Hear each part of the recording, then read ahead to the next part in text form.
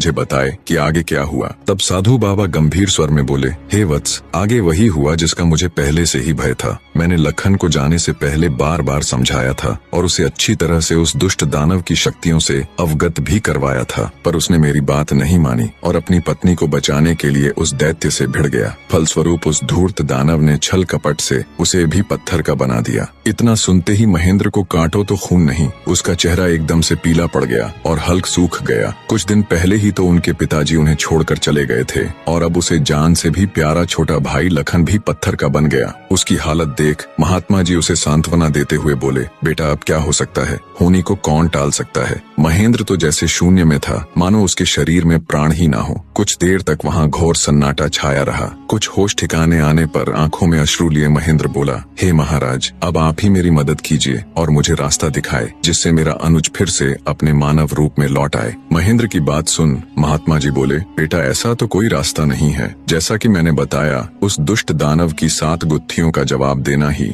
इस समस्या का एकमात्र हल है। कोई व्यक्ति जब उसके सभी सवालों के जवाब देकर उसे पराजित कर मौत के घाट उतार देगा, तब तुम्हारा भाई लखन ही नहीं बल्कि उस मक्कारी दैत्य द्वारा श्रापित किए गए सभी जीव अपने वास्तविक रूप में लौट आएंगे। महेंद्र बोला, महाराज आप तो सर्वशक्तिमान हैं, फिर आप ऐसा क्यों नहीं करते। महेंद्र की बात सुन महात्मा जी बोले, बेटा बेशक मैं उस पापी दानव के सभी सवालों का जवाब दे सकता हूँ, पर मेरी भी कुछ सीमाएं हैं जिन्हें मैं चाह कर भी नहीं लांघ सकता। इतना कह साधु महाराज चुप हो जाते हैं। तब महेंद्र बोला, ठीक है महाराज, तो फिर मैं खुद जाऊंगा अपने अनुज को बचाने और उस दुष्ट दैत्य के सवालों का जवाब देने। महेंद्र की बात सुन महात्मा बोले, बेटा तुम भी उसका कुछ नहीं कर पाओगे, फलत अपने भाई की तरह उसके जाल में फंसकर पत्थर के बन जाओगे। फिर भी अगर तुम जाने का निश्चय कर ही चुके हो तो एक बात का ध्यान रखना, वो दुष्ट तुम्हें भटकाने की कोशिश करेगा। उसकी बातों पर कोई भी प्रतिक्रिया दिए बिना सीधे उससे बस उसके सवाल पूछना। साधु महाराज के निर्देश सुन महेंद्र जी महाराज कह साधु से विदाई लेकर दैत्य दंभिकासुर की गुफा की ओर चल देता है।